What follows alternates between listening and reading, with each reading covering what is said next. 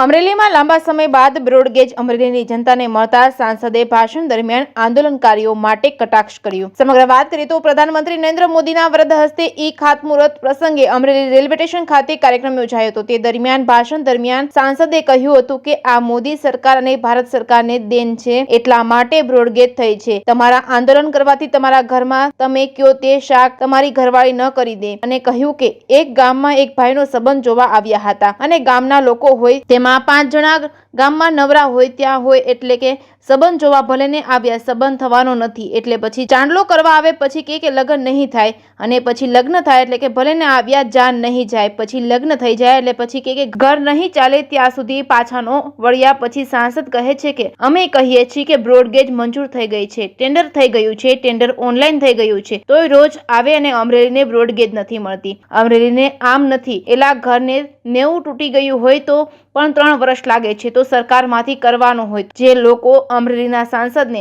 લોકો ચૂંટીને લાવ્યા છે અને પ્રજાનો પોતાની માંગણીઓ અને રજૂઆતોને લઈને કોની પાસે જાય, તો શું અમરેલીની પ્રજા જેને ચૂંટીને ધારાસભ્ય સીટ પર બેસાડ્યા છે, સાંસદની સીટ પર બેસાડ્યા છે, તો તે લોકો પ્રજાના પ્રશ્નોનું નિરાકરણ કરવાના બદલે જાહેર મંચ પર જે લોકો તેમને ચૂંટીને લાવ્યા છે તે જ લોકો તેમને આવેદનો અને આંદોલન રૂપી રજૂઆતો કરે છે। તમે તે જ લોકો પર કટાક્ષ કરો છો તો કેટલું યોગ્ય છે? મોદી સરકારની અને ભારત સરકારની દેણ છે, એટલા માટે આ બ્રોડગેજ થઈ છે।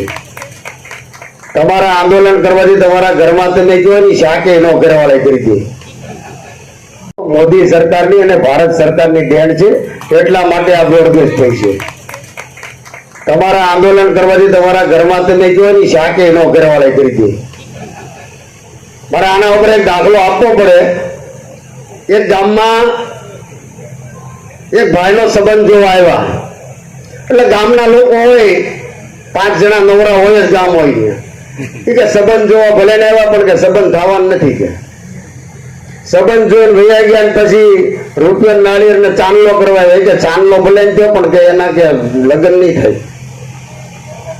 લગ્ન આવ્યું તો પછી કે લગ્ન ભલે ને આવ્યું પણ કે જાન નહીં જાય, જાન જઈ આવી લગ્ન પરણીને વહી આવી કે લગ્ન કરીને ભલે ને આવ્યા પણ કે એનું ઘર નહીં આવે, ત્યાં સુધી પાછા ન મળ્યા। એટલે અમે કઈ બ્રોડગેજ મંજૂર થઈ ગઈ છે, ટેન્ડર થઈ ગયું છે, ટેન્ડર ઓનલાઈન થવાનું છે, તો રોજ આવે અમરેલીને બ્રોડગેજ નથી મળતી, અમરેલીને આમ નથી, એટલે ઘરનું 90 તૂટી ગયું તો 3 વર્ષ લાગે। તો આ તો સરકારમાંથી બધું કરવાનું છે, આ પ્રોજેક્ટ નાનો નથી। આખા દેશમાં 26 પ્રોજેક્ટ એવા છે કે જે ફોરેસ્ટ ને અડચણરૂપ છે, ફોરેસ્ટ નડે છે। 26 માંથી 5 પ્રોજેક્ટ નું નિરાકરણ આવ્યું છે, 21 હજી બાકી છે। આવો પ્રાગજીભાઈ 21 માં આપણો આ પ્રોજેક્ટ છે। આપણે ખીજડીયા અમરેલી સુધીનું આપણે રૂપાલા સાહેબની અથાગ પ્રયત્નથી આપણે મંજૂર કરાવી શક્યા છીએ। 16 કિલોમીટર 178 કરોડ રૂપિયા અને આખું પેકેજ છે ને।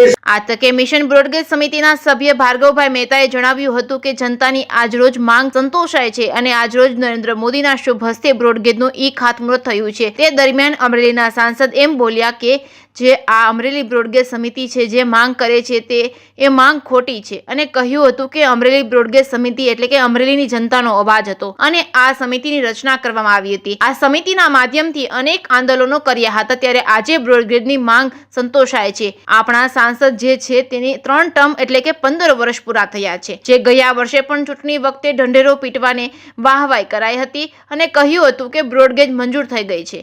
ગયા વર્ષે પણ કંઈ ન થયું હતું, અંતે અમરેલીની જનતાને રાહ જોતી રહી ગઈ હતી અને સાંસદના એક નિવેદનમાં પણ જણાવ્યું હતું કે અમરેલી એ વિકાસની દ્રષ્ટિએ પછાત છે। ત્યારે હું આપને એમ કહેવા માંગુ છું કે બ્રોડગેજ આવે કે એરપોર્ટ સારું થાય, એસી ડેપો સારા થાય તો તે જનતા માટે સારું છે। જે જાહેર મંચ પર જે કહ્યું છે કે માંગણી કરવાથી નળિયું ન બદલે, તો જનતા દ્વારા અનેક મુદ્દાઓને લઈને આવેદન અને વિરોધ કરવામાં આવતા હોય તો તેની નોંધ સરકાર અને તંત્ર નહીં લેતું હોય તો લોકો શા માટે રજૂઆતો લઈને જતા હોય છે? સાંસદના આ નિવેદન બાદ હવે લોકમુખે એવું ચર્ચાઈ રહ્યું છે કે સ્વાગત કાર્યક્રમ જે થઈ રહ્યા છે તેમાં લોકોના પ્રશ્નોનો સ્થળ પર જ અરજીઓનો નિકાલ કરવામાં આવે છે, તો કેમ સાંસદ દ્વારા જાહેર મંચ પર લોકો માટે આવું નિવેદન કટાક્ષ રીતે આપવા મજબૂર બન્યા? હવે ખરેખર શું છે તે હવે આવનારો સમય જ બતાવશે. JKS ન્યૂઝ ગુજરાતી સાથે જૈનિક સુજિત્રા, અમરેલી. ભાઈ મહેતા આજરોજ અમરેલીમાં જે જનતાની વર્ષો જૂની માગણી હતી એવી બ્રોડગેજની માંગ જે છે એ જનતાની આજે રોજ સંતોષાય છે અને આજરોજ નરેન્દ્ર મોદીના શુભ હસ્તે એનું ખાતમુહૂર્ત હતું અને આજરોજ જે એ ખાતમુહૂર્ત સમારોહમાં અમરેલીના સાંસદ એમ બોલ્યા કે જે આ અમરેલી બ્રોડગેજ સમિતિ જે માંગ કરે છે એ માંગ ખોટી છે અને અમરેલી આજે હું તમને વચ્ચે એક વાત કહી દઉં કે અમરેલી બ્રોડગેજ સમિતિ એટલે અમરેલીની જનતાનો અવાજ હતો અને અમરેલીની જનતા વતી આજે એક બ્રોડગેજ સમિતિની રચના કરવામાં આવી હતી અને એમાં તમામ અમરેલીના જનતાના જ સારા માણસો, વેપારીઓ એ બધા જોડાયેલ હતા અને એના વતી એક સમિતિ બનાવી અને ઉપવાસ આંદોલન કર્યા, પોસ્ટકાર્ડ લખ્યા. અમરેલીના જે મારે કહેવાનું એક રહી ગયું કે અમરેલીના રેલવે સ્ટેશનમાં જ એની મિટિંગ થઈ હતી અને એ મિટિંગો દ્વારા અમરેલીની જે સોશિયલ મીડિયા દ્વારા જે માંગણી હતી એને અમે રોડ ઉપર લઈ આવ્યા હતા અને આવા બધા કાર્યક્રમ કરી, કલેક્ટરને આવેદનપત્ર આપ્યું, પોસ્ટકાર્ડ લખ્યા, ઉપવાસ આંદોલન કર્યા અને જનતા વતી આ બુલંદ માંગ કરી હતી. ત્યારે આજરોજ આ બ્રોડગેજની માંગ સંતોષાય છે અને આજે મારે એ કહેવાનું રહી જાય છે કે આપણા સાંસદ છે એની આજે 3 ટર્મ પૂરી થઈ એટલે કે 15 વર્ષ પૂરા થયા છે. જે ગયા વખતે પણ ચૂંટણી પહેલાં એવો ઢંઢેરો પીટાવીને વાહવાહી કરાવી હતી કે બ્રોડગેજ મંજૂર થઈ ગઈ છે, બ્રોડગેજ મંજૂર થઈ ગઈ છે, તો ગયા વખતે પણ કંઈ થયું નહોતું. એ જનતા એટલી બધી કંટાળી ગઈ હતી કે આજે અમરેલી જિલ્લાને સાંસદે પોતે સ્વીકારવું પડે કે અમરેલી પછાત છે. ત્યારે હું આપને એમ કહેવા માગું છું કે બ્રોડગેજ આવે કે એરપોર્ટ સારું થાય કે એસટી ડેપો સારા થાય કે અમરેલીની સિવિલ હોસ્પિટલમાં સુવિધાઓ મળે તો એ જનતાના સારા માટે જ છે અને આજે એક બાપ પાસે પણ દીકરાએ માંગવું પડે છે. કાંઈ બૂટ લેવો હોય કે કપડાં લેવા હોય.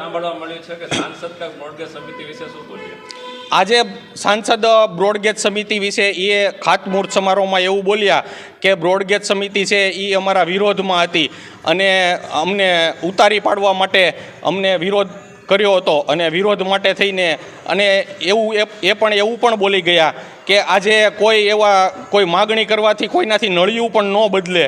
તો હું એ કહેવા માગું છું કે આપની સરકારમાં ભાઈ એવું જ લાગે છે કે જનતાની માગણીથી કાંઈ નળિયું પણ બદલે નહીં, એવું આજે જનતા પણ જોઈ રહી છે. કારણ કે આ બહુ ઘણા વર્ષોથી આ માગણી થઈ રહી હતી અને એવું પણ કહેવાતું હતું કે ભાઈ ઉપર માં પીરસનારી હોય તો ભાણિયા ભૂખ્યા ન રહીએ. છતાં આજે હું તમને કહું કે આટલા વર્ષોથી ઉપર પણ કેન્દ્ર સરકારમાં ભાજપ છે, નીચેથી એટલે પાર્લામેન્ટથી પંચાયત સુધી ભાજપ હોવા છતાં પણ બ્રોડગેજ માંગણી અત્યાર સુધી પૂરી થતી ન હતી. તો હવે ચૂંટણી આવી રહી છે તો ચૂંટણીમાં અત્યારે પૂરી થઈ, કાંઈ વાંધો નહીં, થાય તો સારી વસ્તુ છે, ખૂબ જ સારી વસ્તુ છે.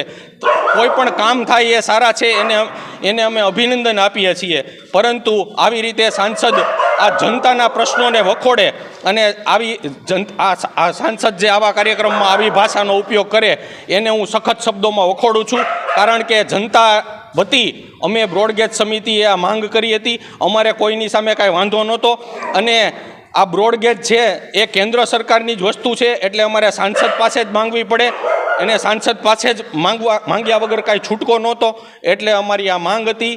ધન્યવાદ, આભાર.